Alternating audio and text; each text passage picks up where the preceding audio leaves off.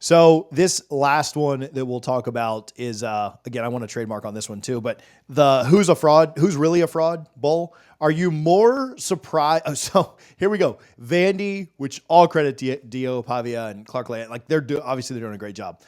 Vandy, Arkansas, Florida, South Carolina over the last few weeks. Are you more surprised with Bama's last couple of weeks or Tennessee's last couple of weeks? Well, I mean, it's tough for me to sit here and say like it's not Vandy beating Bama, right? Like I don't care how good they've done in the transfer portal. Vanderbilt beat number one Alabama in football, not golf, not Quidditch, right? Not chess or thinking. They beat them in football, so that was shocking. I'm still, kind of perplexed by it because it wasn't a fluke. That's the other thing. Like they just beat them, just straight up beat them. But I will say Tennessee, the lack of imagination now on offense and the struggles of Nico to be able to create, to make the big play or be willing to push the ball down the field, that's what has probably surprised me the most. I mean, both of these fan bases, think about the emotional roller coaster that they've been on the last 3 weeks, right? Tennessee, is handling business, looking good, right? You get a pretty decent win over NC State, who's not a very good football team. We know that. Then you play Oklahoma on the road, and it's a dogfight, and you win a game on defense, and you're like, man, defense isn't even our strong point. This team could win a national championship. Morgan Wallen's bringing out Nico and Brew McCoy and Josh Heupel, and then all of a sudden, woo, off the cliff, buddy. Offense looks inept. Nico looks like he doesn't trust himself. He gets off his first read, puts his eyes down, and panics. The defense is still playing well. And then if you're Alabama, all the worry about Kalen DeBoer taking over for Emperor Saban. You beat Georgia in a crazy game. Bama fans are on the highest of highs. The train's going to keep on rolling. A chugga, chugga, chugga, chugga. And then all of a sudden, Vanderbilt, son. Vanderbilt. The scientists and the protesters beat you in football. And then you look bad at home against the South Carolina team that's really athletic on defense, TJ. So there's a lot of questions, but it's just Tennessee, to me, has gone so far away from what got them there offensively. I understand realizing it's a defensive game and maybe we need to slow it down. But I think now that they've slowed down on offensively, it's given Nico more time to think, which isn't a great thing. One of Tennessee's biggest strengths going at warp speed is not just that you make the other defense tired. That's a symptom of it. The main reason you do it is to catch them in easy looks, to catch them in base, because they don't have time to disguise. They don't have time to make all these checks. It's not a Sudoku, it's simple addition. But when you stop going fast like that, you have now given defenses time to be able to do those things. And it seems like Nico is almost stuck in the same position as Jalen Milroe was early last year. And he's like, you know what? I know I'm an athletic guy running, but I'm going to prove to everybody I'm an NFL pocket passer. Watch me sit in the pocket and just pick people apart. Dude, that's not your game, right? You need to be on the move. You need to be creating. You need to be confident. I mean, that game against Arkansas, they very, very rarely did they even throw a ball to the deep third. So I think there's a lot of indecision on both sides, not just amongst the fan bases, but amongst the team. So to me, this is the make me feel good again bowl. Somebody's got to feel good coming out of it, or it could just be a stink fest and it's ugly and nasty and low scoring and turnovers and penalties.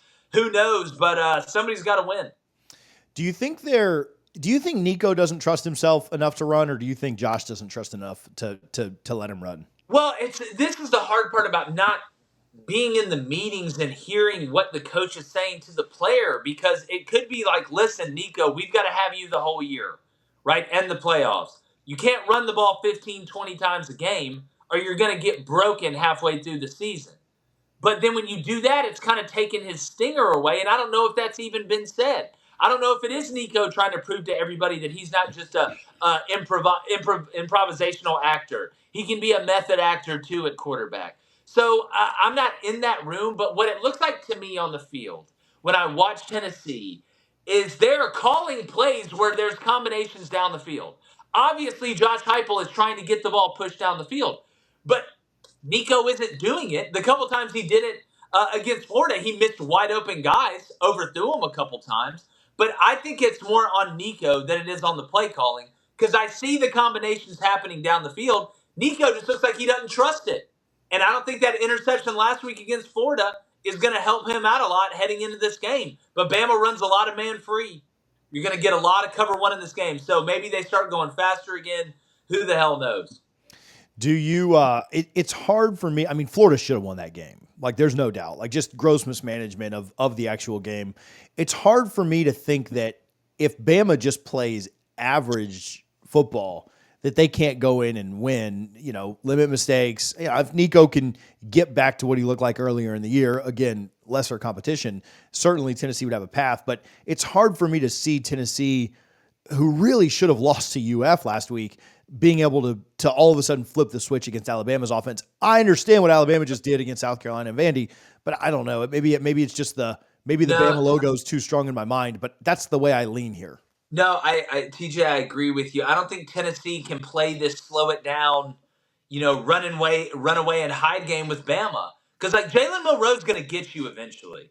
And there's really nothing you can do about it. You can stop him for a while, but eventually he's going to do something, right? Whether that be through the design of the play or when the play breaks down, it's a scramble drill or him throwing it to Ryan Williams, who's a mutant, who's going to catch it, land on one hand, do a backflip, spin, write a poem, and then go score from 70 yards out. Like, Tennessee can't do that. I want to see, if I'm a Tennessee fan, if we're going to lose, by God, can we lose doing it our way? Can we lose going fast on offense? Can we lose taking shots down the field? Can we lose pushing the envelope? Because if you sit here and try and play hide and seek with Bama for 4 quarters, it may work for 3. But eventually, even as good and as deep as Tennessee's defense is, and they're really good and really deep, Bama is going to, it's like the redhead off Wedding Crashers, right? When Vince Vaughn's in the bathroom and she's like, I hope you never leave because I'll find you. Like, Jalen's going to find you eventually a couple times. And he's going to slap that knee and go score a touchdown. And then you're going to be in a situation where there's a minute and 10 seconds left to go in the game and you're down 7 and Nico's got to go 80 yards and you've done nothing but keep him in the stable the whole game. So if I'm Tennessee, if I'm going down, damn it, I am going down my way. If I'm the guy that plays the violin on the Titanic, when we hit the iceberg, buddy, I'm playing the violin as good as I've ever played it. Do you, we talked about this in another one. This feels like, obviously, your path to the SEC championship is pretty done if you don't win this. If whichever team wins, they kind of have the path to go. Now, Tennessee would need to still beat Georgia later or hope that Georgia drops the second one to Texas or however that would work. Well, I guess they'd have the tiebreaker head-to-head, though. But it feels like a game that could get somebody right, could get your confidence going in the right direction. Obviously, confidence isn't going to help you just all of a sudden execute better with all of the aspects of how you're going to play. But it does feel like whoever wins this is certainly headed in the better direction. The other team, I don't know, those people in Alabama are going to just absolutely freak out if they don't win this one, I feel like.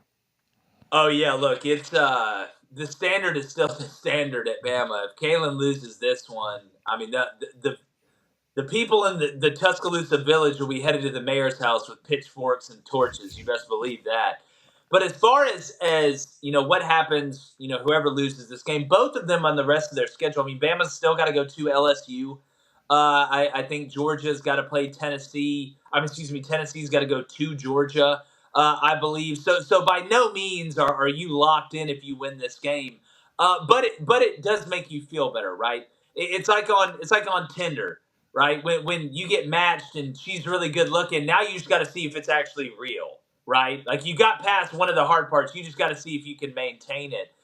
So whether you're Alabama or whether you're Tennessee, and the way you win too is big. Obviously, winning is the main thing. But if one team looks dominant over the other, maybe Tennessee comes out offensively, looks like old Tennessee. They're going quick, they're having fun. Nico's doing what he does.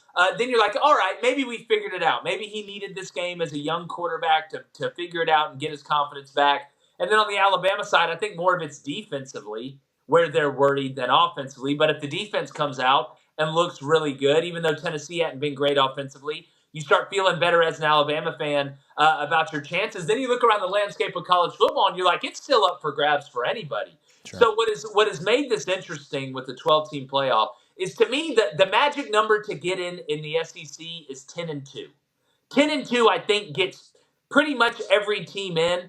Missouri and Ole Miss, I still think, um, uh, I still think they have a good chance to get in. But if Bama goes 10-2, or Tennessee goes 10-2, or Georgia goes 10-2, or Texas goes 10-2, or LSU or A&M, I think they're definitely going to get in. So at the end of the day, you want to win the conference championship. Obviously, it's huge. It still matters. I don't care what anybody says.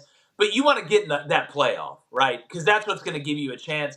And by winning this game, it's almost like buying insurance, right? To be able to get into the playoff, because still at 10-2. Now, if you're Tennessee and you win, you go lose at Georgia, just got to win out, right? You're 10-2 with the loss, against Arkansas, and then at Georgia, you still get in. Bama, same thing. I think if you went on the road at LSU and you're 10-2, so by no means does it eliminate you, but it's a huge step toward getting in.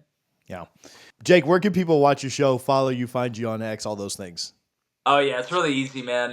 If you watch, we're on YouTube. It's Crain and Company, Crain and Company, Apple Podcasts, Spotify, all that stuff. We get into the nitty gritty, man. We have a good time. We take live calls. We go live from 2 to 3:30 p.m. Central, which is 3 to 4:30 p.m. Eastern. I'm getting really good at learning time zones, TJ. That daggum mountain time, though. It's a sneaky moth. Nobody So, actually lives there. but no, come check us out. You like this show, you like ours. Awesome, man. I appreciate you a ton for hanging out, Of buddy. course, dude.